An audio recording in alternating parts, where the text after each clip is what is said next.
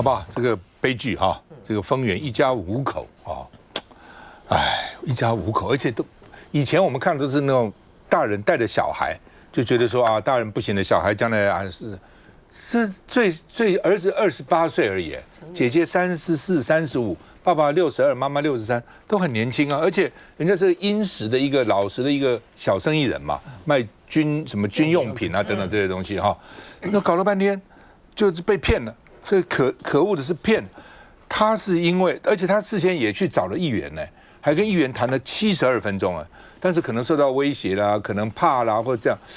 而且他可能签了一堆什么本票乱七八糟一大堆东西哈，所以大概就说算了，就后来大概觉得是没希望了哈，真可恶哎！后来没办法去押200万，借200万，一个月利息8万呢，这什么个借法？8万一年是96万呢，200万一年就干掉他一半呢，而且再滚，所以他已经欠了什么1000万了，啊，这搞什么鬼啊？哦，真可恶啊！哈，这个实在太坏了哈。所以呢，这个一家5口大概觉得，哦，这个就了无生趣吧，哦，但是我是觉得生命还是可贵的，再怎么样都想办法，应该是可以克服。可是他们大概觉得，有可能对人性也太失望了哈，怎么会这样子？女儿最相信的同学、相信的朋友，怎么会这样骗他们哈？所以呢，反而背在了千万，你知道哈？所以现在要查有没有外力，哦，是不是诈骗、暴力哦？幕后有没有一个集团在骗人哈？那另外呢，这个谢志忠台中市议员说，他们来跟他求助的时候，当场还接到讨债的电话，说啊，你是怎样？你欠债不还了，你们全家要逃到国外去，是不是？很可恶啊，就这样威胁他哈，所以那个压力是非常大的啊。他现在投资到金豆了，因为黄金太贵了，现在1公斤还几百万了。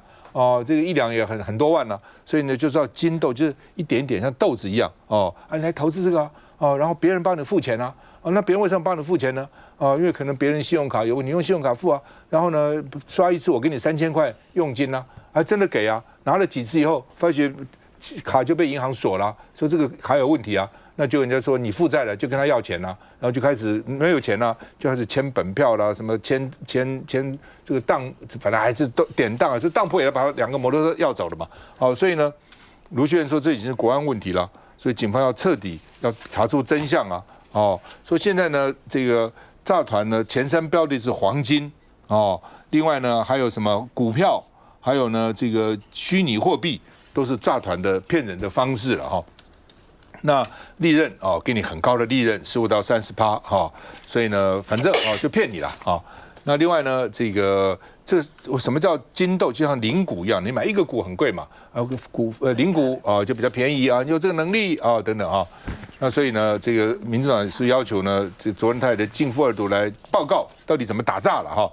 那有一个银行员说，他1个礼拜就挡了700万啊。我算了一下，到现在为止哈，大概已经有几百亿啊，5个月250亿被诈骗，这么凶哦，1个月就差不多40-50亿哈，这个还是很多黑数了，很多人不愿意讲，因为觉得很丢脸嘛，讲出来给谁听？还怕被人家骂，被家人骂，被这个骂，不讲，忍气吞声算了哈。那另外呢，说打诈的策略错误，所以悲剧一再的重演。什么叫错误？说因为现在有很多新兴诈骗手法，政府根本来不及哦，这个道高一尺，魔高一丈，你刚刚抓这个，他又跑那个出来，抓那个他又跑出来了。哦，我们看一下。真的，我觉得超难过，他怎么会这样？猪肉摊是王先生打工的地方，女老板不敢相信这么好的阿伯，一家5口走上绝路，忍不住哽咽拭泪。看到王先生收拾军用品店最后的身影，心中无限感慨。他说，王先生在这里打工3-4年了，每天清晨3-4点上班，工作到11点收摊。他人勤恳，做事实在，话不多，大家互相配合得很好。前阵子突然没来，哪知道竟然出了这么大的事。很奇怪，因为那个我们那时候想去找他，然后他也说会，就会的也没看到。会回来做吗？还是？他说会再来继续工作，是否意味着没有寻短的念头？他说王先生6月25号之后就联络不上，电话关机。从新闻得知他的消息，让人震惊错愕。监视器画面中，议员谢志忠对面坐的就是死者王姓夫妻跟他们其中1位女儿，在全家走上绝路前，其实他们对外求助过。6月21号，死者家属与议员的对话记录写着自己全家钱都被诈骗光了，对方还一直逼他们交钱。几个小时后又改口是误会，但真的是走投无路。6月25号还是到了议员办公室。就一开始的时候，他因为信任女儿、信任一个同学，所以因去用砍去这一种刷卡买黄金退佣，不用付现金，你就可以刷卡，然后对方去帮你付账单，然后你就会有3000块左右的回扣。然后当那个对方又去找了他们团购，我有问他到底有没有拿到东西，加一加要付给他们。我印象中是500万，没有拿到货还要付钱，甚至对方被告诈骗，违约的却是自己。当时王姓一家人已经深陷诈骗泥沼，5个人的账户都被列为警示账户，甚至还抵押房产。就是因为那一个诈骗，他们的账户才会变成警示账户的。那到底是哪一个诈骗？我想警方跟检方会有办法了解的啦。警方还要解锁死者一家5人手机，才能继续追查涉嫌把王姓一家人逼上绝路的相关涉案人以及确切案情。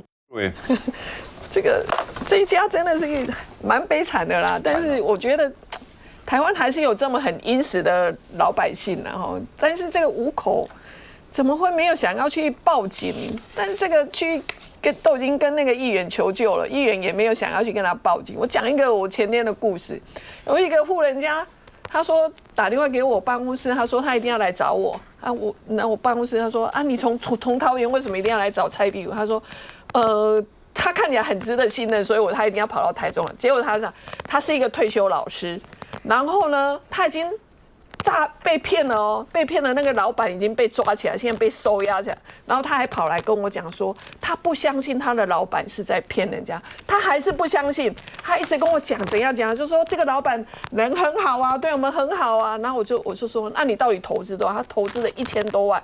我就跟他讲说，你现在最重要赶快去警察局报案。好，那如果呢，你这家公司现在被冻结资金了，到时候你还可以拿得回来。好啊，然后但是呢，讲了半天，他跟我讲了2个小时，一直告诉我他的老板是冤枉的，老板是人很好的，不是诈骗集团，怎么样。然后最后我没办法，我只好在台中打电话给那个分局，好，拜托警察，因为在我服务处啊，我拜托警局来我服务处帮他备案。他才说，我跟他讲说，不管怎么样，你先备案。那你相信你老板不会诈骗你也没有关系，因为到时候如果他真的是诈骗，你到时候有个保障。所以我觉得这个诈骗，因为基本上台湾1年被诈骗大概有将近1000亿了。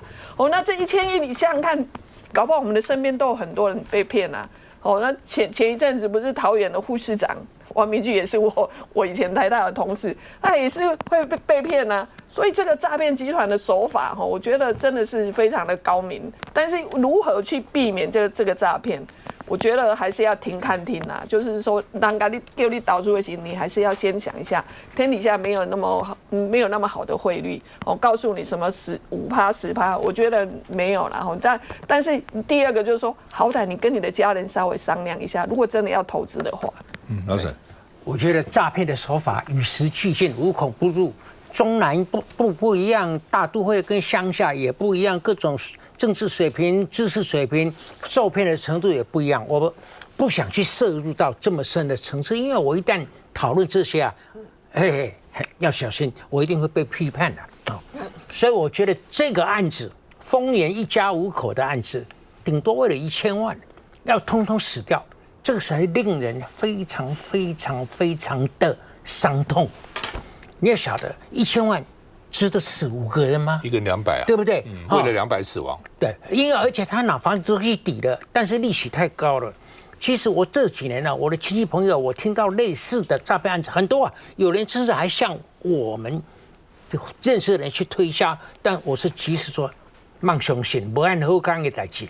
我觉得为什么要死5个人？因为这个实讲故意。掉地因时了，捞息因时，还没有学到当下社会的赖皮。我跟你讲，赖皮的人很多啊，1000万、2亿、10亿、20亿都可以解汤啊，招给外国啊，你1000万值得死5条命。他们的基本原因是这样，因为这5个人啊，恐怕都有一点互相连带关系，所以他们的结论就是说，我们如果死2个。那剩下的人还是要扛啊。他们只认为是债要没完没了的扛下去，所以需要有扛债务的可能任务的人，通通要死，所以要死得干干净净。所以哦，这地方这款人哦，真的才是足故意的、足刁滴的、足唔知影讲哦，这社会是你骗我嘛会使骗得回来，就是这一点哦，我觉得让人非常非常的伤痛。那我们现在说政府打诈没有效果，要什么样才有效果？重罚，那罚到好你加好你，你知不知道？我觉得你看现在抓了这些人就放了。什么那个选举抄个名单那个轻罪都压了，你这不合比例嘛？现在的这个诈骗加5倍罪行都不为过。我补充一下了哈，他用那个金豆来骗，所以他的对象并不是很有钱。对，如果有人要骗你，他们会用金豆来向你推销吗？你连看都看不起。我金豆都没看过，好宝贝。来，所谓我觉得我们宣传打诈的方式真的很老旧。就是大家都没有看过，对不对？我们基层的警察在很多老人家的聚会的时候，就举一个牌子在那边说小心防诈骗啊，什么什么的啊。之前我看过大陆拍了一部电影叫《孤注一掷》啊，它里面就是把诈骗的这个情节跟被骗以后家破人亡拍的真的是非常写实。我看了以后就好害怕，然后就跟我同朋友讲说，你一定要给你的小孩子看就是它里面就是把真实的被诈骗的这个怎么诈骗的手法怎么骗你啊，什么演得非常的真实这个才是宣传诈骗的方式啊。那我们都没有告诉民众说诈骗到底会怎么诈骗你，只是一直告诉你说小心诈骗不要被诈骗结果诈骗就一直存在，因为诈骗的手法会一直翻新啊。我们现在讨论丰原这5口人的这个憾事，可大家已经忘了，就在不久之前，内湖的那一对母女也是被诈骗以后，2个人也是想不开。所以这样的事情其实是一再复制，一再复制，然后我们就一再谈，一再谈，结果每一次都是一个个案。但我们政府到底做了什么？只是一直告诉我们这一个礼拜又多少被诈骗了，大家小心小心小心可是都没有做好打诈的宣传，告诉你诈骗手法多么可怕，然后告诉你说诈骗手法到底会是什么样的诈骗手法，有人知道吗？没有。可是我们政府这么庞大的宣传预算都砸到哪里去了？等一下会谈政府的宣传钱都给了谁？都怎么花的？休息一下再回来。而且是。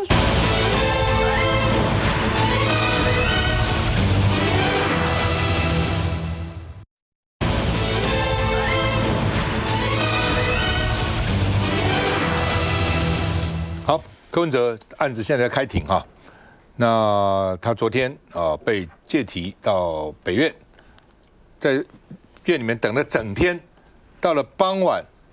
庭讯接近尾声时，才准他发言，反正就是那个法院的程序很麻烦啦，而且经常有的时候法院要等，那个法官一天案子也很多，1个小时一庭，1个小时一小时庭那这个可能因为他这个案子牵涉人比较多，别人发言，到了傍晚才叫他发言我就问一句彭振声的太太的笔录要不要拿出来？因为彭振声太太也被传了好几次要不要把笔录拿出来？你怎么问的有没有逼他怎样？有没有骗他怎么样？威胁他怎样那另外呢，这个陈佩琪就怒喊说，把柯文哲像狗一样从北所拖到北院，司法怎么样？为什么如此的邪恶凶残？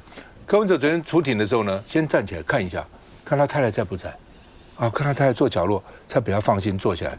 他现在很怕因为你这个有的时候彭振声太太彭振声还没有询问就跳楼了，他很怕说那我太太到底在不在所以呢，现在家属也很担心家属所以先看他在不在我看到报道说看到他在，他才坐下来然后呢就害怕那另外呢，这个陈志涵说呢，这个检察官说泄露假装是一个读者泄露资料带风向然后硬推柯文哲、彭振声进入绝境这是民进党的这个发言人，立法院党团这样了立法院党团的主任。那联合报社论说，当彭振声问说国家怎么会变成这样的时候，他说其实不只是他，多数人都在怀疑，台湾好好一个社会，怎么会变成这样？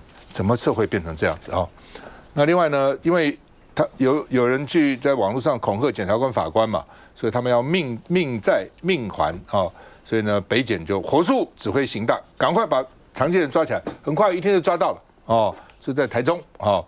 那这个说呢，他们合成一个血痕，这个情侣在台中被捕啊。那另外呢，这个工程师也被抓，他说是我一个人干的，跟民进党无关，我看不惯，所以呢，我就这个代姓工程师把它 po 上去，然后再抓到一对情侣哈，所以看起来是2个人，一个搞完，另外再去加工了哈。所以呢，这个工程师呢，深夜就被声押禁见哈。那所以他们就说，那黄国昌那边讲说奇怪了，以前也有人恐吓他什么的，你们都不动啊，怎么现在你到底为什么？他们就赶快去抓哦，要把他压起来哦，有那么严重吗？需要压吗？哦，在网络上恐吓啊、画图啊，什么这个问题人很多啊，为什么恐吓检察官就要抓呢？那这个检察官命比别人值钱吗？检察官的地位比别人重要吗？哦，所以呢，联合报社论也说，这只不过合成一个照片，而不是真的是合成的，检方下手会太重了，这样就把他压起来关起来，看一下。涉嫌肉搜北检检察官的人找到了。要不要澄清一下？他是39岁软体开发公司的代姓工程师，也是脸书粉专迷因台式民主的版主，被北市刑大通知到案说明，在被依违反个资保护法等罪移送北检复讯后，遭检方声押禁见。他的粉专不止抛出北检11名检察官的照片姓名，标题还下记住他们的名字跟脸。3号凌晨12点多，又贴出金华城案3名北院法官图片，说有人跑来挑衅，叫我有种不要删文。原来公布司法官照片会涉及恐吓吗？隔没多久再次发文，强调把司法官照片找出来公布是我一个人做的，跟民众党等团体都没有关系。代姓工程师的确也向警方坦承有公布照片，但否认有合成血迹一事。事后警方调查，涉嫌在照片加工血迹跟恐吓要命债命偿的是一对情侣，分别是41岁周姓男子跟林姓女子，在台中被北市刑大拘提。专案小组分析照片，大多都是从网络搜集得来，但其中2名法官是穿着法袍，看着电脑，看起来就像正在开庭的样子。检方接下来要调查这些照片从哪边来的，因为他公布的法官当中呢，就包含了这一次审理金华城案的法官。如果经过调查之后确认拍摄地点就在法庭内的话，可能也会涉及偷拍的行为。搜集照片部分还有没有其他共犯，还是真如代姓工程师所说都是自己所为呢？动机恐怕是想抗议司法，但也已经挑战到法律红线。自己当然不行。好，那么网络有质疑了哈。恐吓黄国昌就没关系哈，恐吓检察官就有关系哈，因为黄国昌怎么被恐吓呢？说呢，曾经他们把黄国昌做了一个遗照，还写枪毙啊，要枪毙呢，傅昆萁、黄国昌，还把这个昌改成了个娼妓的娼啊。那这个傅昆萁公就表示这人已经不在了啊，所以呢，检察官就马上给他关起来。那这蒋立委要枪毙啊，要给他做遗照都没关系啊，你们政治人要有比较大的胸襟来容忍啊，但是检察官不行，不能侮辱，这个你们是干涉司法，侮辱司法啊。来，这个王博弈，我真的非常好奇啊，绿营的疑似共谍的民众被交保，那蓝营疑似伪造文书的收押禁见。这个标准在哪里？我其实真的不能够理解啊！你说恐吓金华城案的检察官的事情，我当然不允许，这是绝对不允许的。但是我们能够允许恐吓民意代表、恐吓其他的人吗？感觉起来标准好像也不一致，我觉得非常特殊啊！在赖清德总统就职来1年多啊，到底做了什么福国利民，让台湾变得更好的事情？我想不到，因为我随便查了一下，我发现现在台湾有4个现象：第一个，社会对立越来越严重。第2个，两岸关系越来越紧张；第3个，诈骗事件越来越横行；第4个，社会治安越来越败坏。你告诉我，绿营到底做了什么东西？我真的不知道。现在离谱到连北检办案都闹出人命来，这到底是什么样一个社会？这到底是一个我们期待中的社会吗？我真的完全不能够理解啊！对于金华城的案子，还有这个之前蓝营罢免联署案子，我的态度都一样，就是依法办理，勿枉勿纵。但问题是我们看到检调态度是针对蓝营所有的人，大约谈、大搜索、大羁押、大起诉，办得非常的热烈，非常的用力。但相对于罢免团体的态度，检调有用同样积极、热情的态度来处理吗？感觉不出来耶。随便举个例，今年3月24号，国民党就已经到北检告发罢团涉嫌违反选罢法，涉嫌伪造文书。今年3月24，今年4月15号，国民党的花莲县议会党部前往花莲地检署告发罢免团体涉嫌伪造文书、个资法等罪嫌。然后6月25号，陈玉珍委员代表了我们国民党立法院党团到北检告发罢蓝团体涉嫌伪造文书及违反个资法。蓝营几乎每一个月都针对罢反有争议的事情来做出提告的动作。我就问了，大家有在电视上看到检调有做出什么大动作，而且很积极的侦办过程吗？至少就我而言，我没有看到。这到底是什么样的标准啊？我觉得非常的奇怪啊。检调现在我觉得有3个事情，他真的必须要好好的说清楚。第一个，他到底有没有所谓不正讯问的问题，也就是彭正生的事情，不正讯问态度到底 O 不 OK？ 包括对于朱雅虎将军的那个讯问过程 O 不 OK？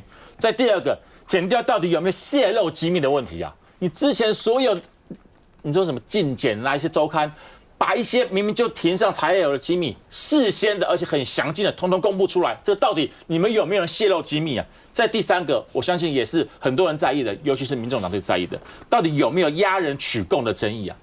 柯文哲市长到底有没有罪？我觉得检调来办，这我没有问题。但是柯文哲市长目前已经被羁押了快11个月了，而且根据台湾一审的规定啊，他最多可以延押15个月。也就是他可以一路关到明年2026的4月，还继续关着他。我觉得还有问题，有证据你就马上起诉他，然后进入司法的程序，而不是现在感觉起来你好像没有太多的证据，但你又不敢放他走，因为接下来可能还有很多的，不管是罢免的选举、县市首长选举，想要做政治操作，然后把柯文哲市长一直关在里面。我必须要说，彭正生副市长妻子的案子是一个悲剧，而且这个悲剧影响到非常多的人。真的不希望因为检调的某一些办案的态度，或者是政治的偏袒，而让这种悲剧再次的发生。来，不如这个案子是刚刚其实博也讲了，柯文哲的案子是这样子啊，我觉得已经羁押他10个月了。如果你有一些什么证据，你就拿出来，其实早就应该有就有，没有就没有了。我个人认为没有羁押的必要。那这个当中，其实我们也很努力的想要去怎样，就去想说是不是跟检察官有些协调或怎么样，因为你就把它放出来，那中间也听到就说，不行，他每次在羁押庭的时候，检察官都会讲一句话，柯文哲是一个有社会影响力的，那有社会影响力，所以你就要把他关到死嘛，你就不让他出来嘛。我觉得最后他会变成是一个官逼民反啊，这个案子。加上那个彭正生副市长的这个的太太的事件哈，因为其实彭太太其实她相对的很辛苦，因为她的婆婆本来就是都在照顾20-30年都在照顾一个中风婆，后来呢就是因为彭正生这个案子，她也出庭了很多次，我觉得她的心理压力，这放到一个普通人身上压力都非常大，就像刚刚那个丰原那5口一样，一般的老百姓碰到这样子的一个案子，或者是一个诈骗的集团在恐吓他，打电话恐吓他的时候，我想那个都是压力，都不是我们可以想象的。所以这个案子，我觉得如果他已经关了10个月了，一样我常常要呼吁我们的检调有就赶快，因为他已经起诉了，你进到法院，你就赶快一审给他判了之后，你就让他出来，因为之后还是要继续走这个法院的程序嘛。那你一直把他羁押着，我觉得到最后真的老百姓会看不下去，因为到最后会模糊了一些焦点。那至于那个工程师破这个，民进党办案大概从赖清德上来之后。大概双标的会越来越严重。以前蔡英文的时候，我们还觉得说，他有很多案子也是都会有双标。但是呢，赖清德他是不演了，他是活生生的，他就叫他的检调，他完全不演了。你想想看，面对国民党的那个几乎为了这个大罢免，每个县市的党部几乎都被收手，全部都被羁押，有的还关到现在。那面对民进党，其实也很多人去告发他们，也是有伪造文书，那都不了了之。所以一样这种社会案件，这种社会老百姓民众的撕裂感越来越重的时候，我觉得最后应该，我觉得还是那句话，最后就是官逼民反。那我们的社会已经到现在已经，其实我从来没有看过整个台湾的社会这么的乱的一个状况过。不，基本上了就是说这个我们要看这一次的开庭跟上次开庭差1个月，对，他有1个月的时间，他是不让柯文哲出庭。不是你这1个月就是关在里面，你赶快开啊！对，你这么拖这个时间干什么呢？对不对？而且这次的案子还是沈朱雅虎跟彭振生，就他们的那个录音带有没有不正讯问？对，哦，所以算是对这个他们两个算是有利的，要看看到底有没有不正讯问。一拖就1个月，你无所谓啊。当事人在监狱里面1个月这样拖就拖死了。好好的你就赶快审嘛，赶快开庭嘛，赶快有问题赶快这个处理，该怎么样就怎么样，该判决就判决嘛。哦，然后你就拖。事实上呢，当时法院是给这个柯文哲交保的，但检察官坚持不肯。检察官大概我不知道为什么，是证据收说是那个什么在外面那个你们一个叫什么橘子 orange 橘子在外面不行，那橘子永远不开就永远关吗？你觉得没有橘子，你检察官就不会都法院检察官不能办案了吗？所以当时法院也问检察官啊，说你要我押到什么时候？检察官押到交叉诘问完毕，那就赶快交叉诘问嘛。那这不还搞这么多月都还没完毕，不把把人拖也拖死了。我们司法可以这样子吗？对不对？然后检察官被这个一威胁以后，赶快不抓人。那你关人的时候，人家都没有人权了，人家就被你这样监狱里面这样关。哦，然后不搞1、2个月再审一次，搞1、2个审一次，这样拖也把人家拖死了。需要再回来。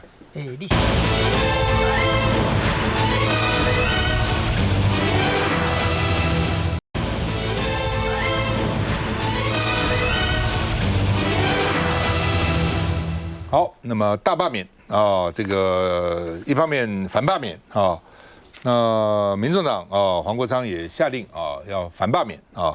那国民党跟民进党这边是合作反罢免，民进党呢只要要罢免要大绕境啊。那另外呢，这个林右昌说要众人的力量守护台湾啊，他跑到花莲好几次了啊，呼吁花莲人出来投票啊。那另外呢，这个林右昌、曹先生联手说国民党委员都是亲中卖台啊，说抹红你们啊。那另外呢，这个台中的3个国民党委员啊，就把这个挂出来。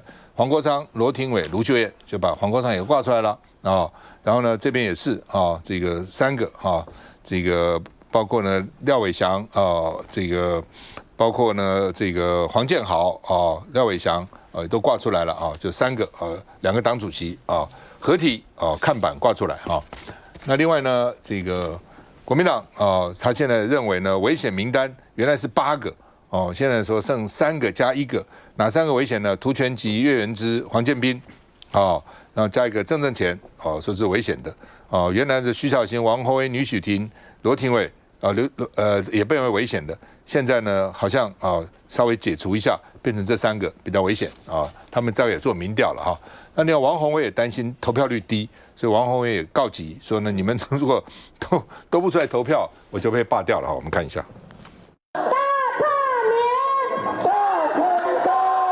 由曹兴诚受旗，超过30个罢团代表齐聚花莲举办誓师大会。从这边誓师出发，环绕台湾全境。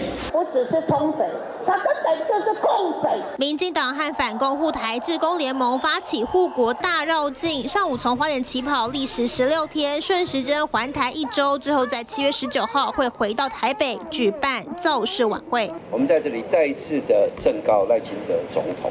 请不要污染花莲，尤其是这个林右昌，把这么多的仇恨值带到公庙去，玷污整个公庙的殿堂。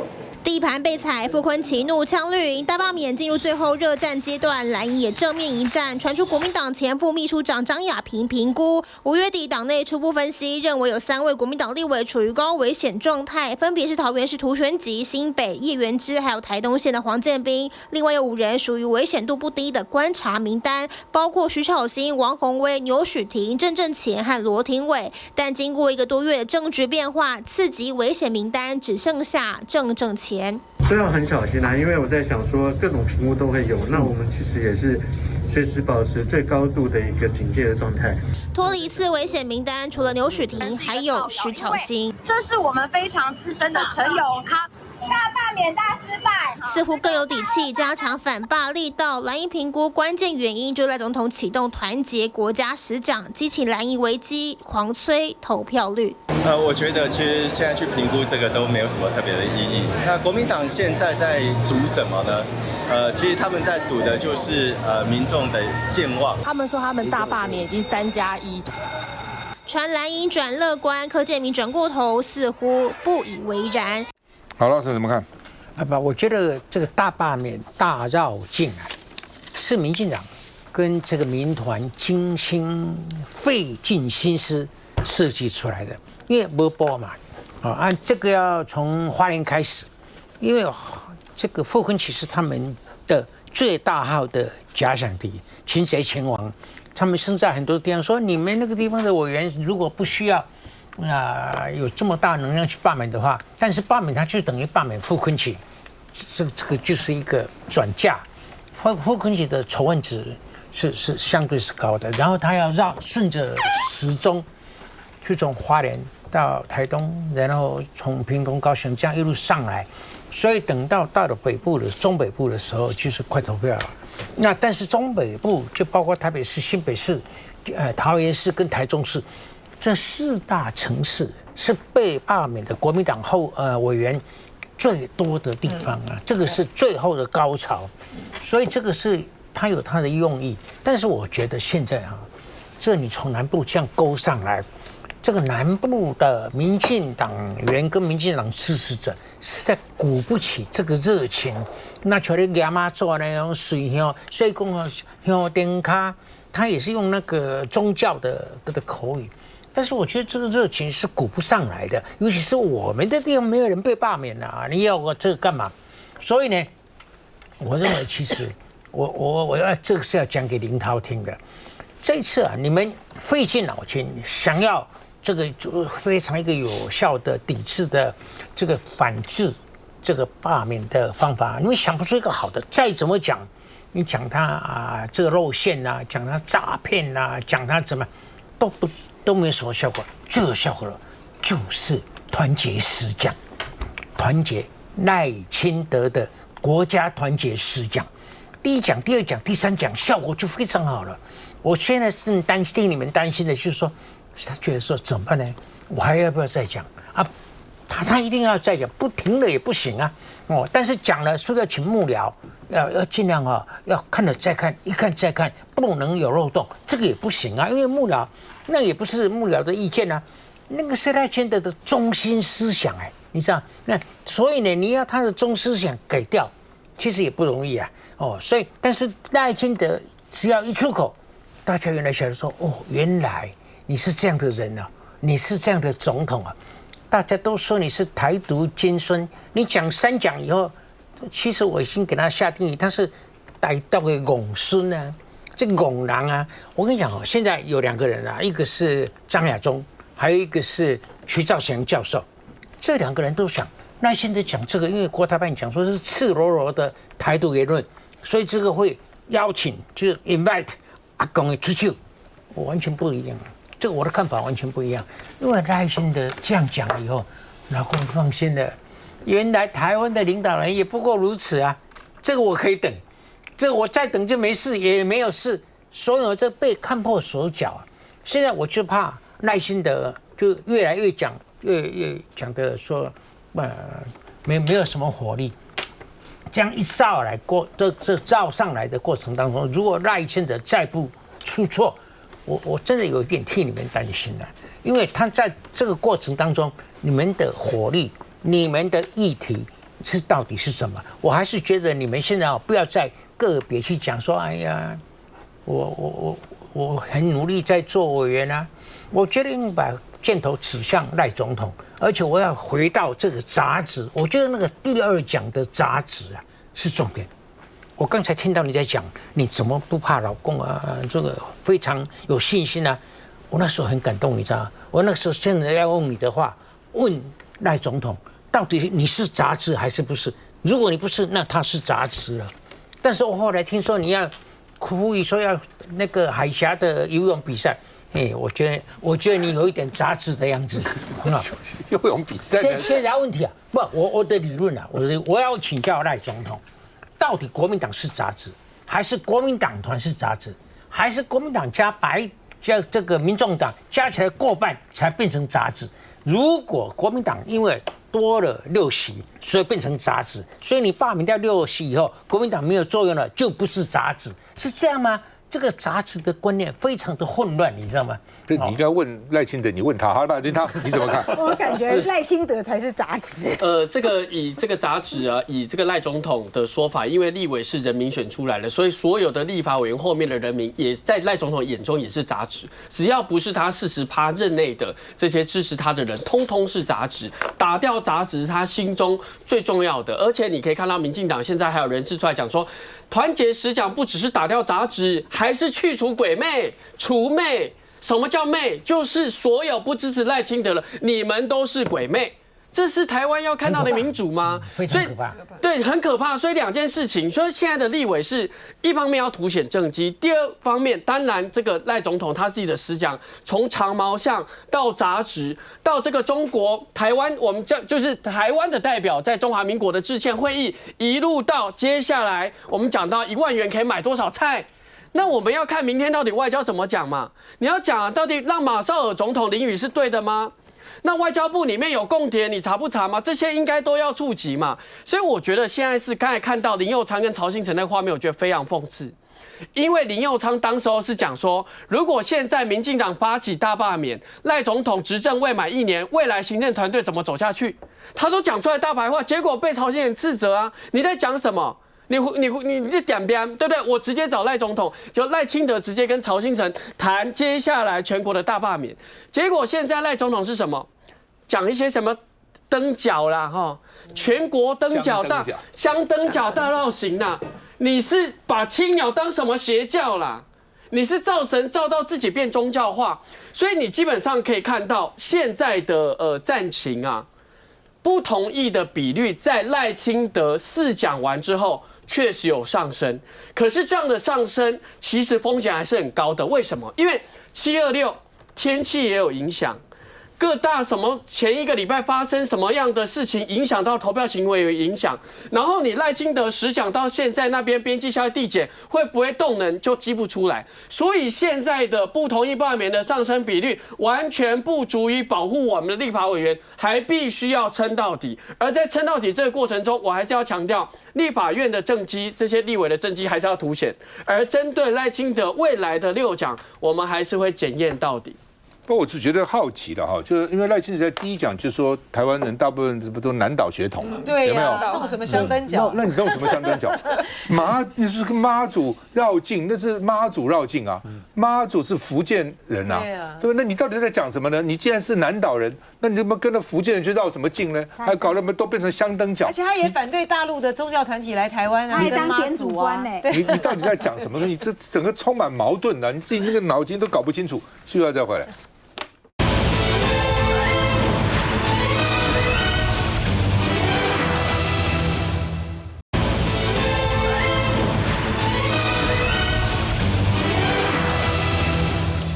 好，淑慧刚刚提到媒体哈，那媒体招标哦，这个有一个叫国防部的叫做能战全民新世界哦，然后呢说6年哦，3例哦，拿了1亿3千万一个节目呢，哦一个节目，而且它是这样，标一次可以2年，标一次可以2年，标一次可以2年哦，1亿3千万，现在。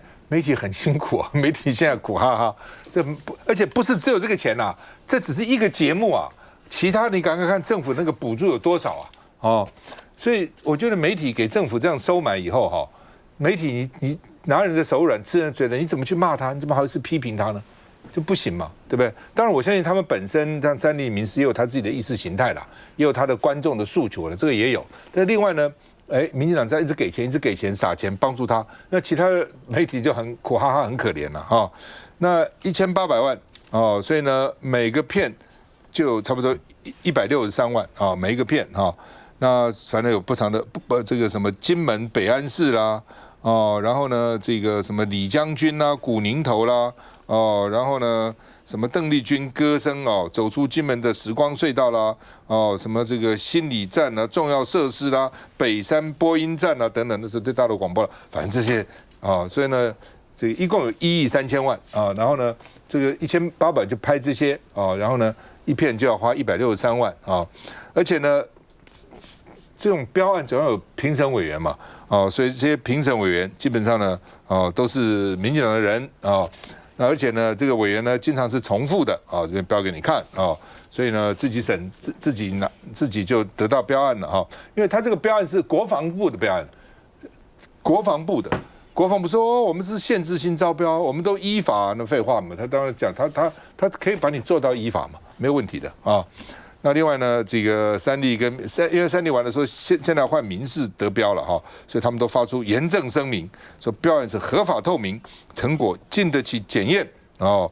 因为呢，这个国防题材呢，民众都关切哦，执行的成果亮眼。那民事也说呢，标案都经过公开公正的评选，凭实力依法取得哦。那实力其他电视台都没有实力 ，TVBS 都没实力，为什么都没有呢？只有你有呢，这很好笑了哈。那另外呢，金管会也是哦，防诈影片每部都100万元以上哦，来防诈哦。然后呢，到底都给了谁哦？到底委托了谁哦？那内政部刑事局哦，也是拍了10部影片，就是1000万就没有了。那到底又给谁？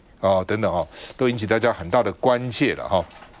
那比如说像这个3分钟版本的影片，只有31000人看然后呢，这个1000万拍出来的片，也没有什么人互动，也没有人去跟他互动等等所以到底怎么回事这个叫做1000万制作的教育部叫做青年100亿海外圆梦基金计划反正就各这个部会这个钱编一堆钱就撒币然后撒了个半天呢，基本上就给这些绿媒难怪这绿媒这样忠心耿耿。我们看一下，民进党是怎么样违法在做利益输送，把大把的钱丢给他们所豢养的媒体，做的手法跟中国共产党的操作可以说是有87%的相似。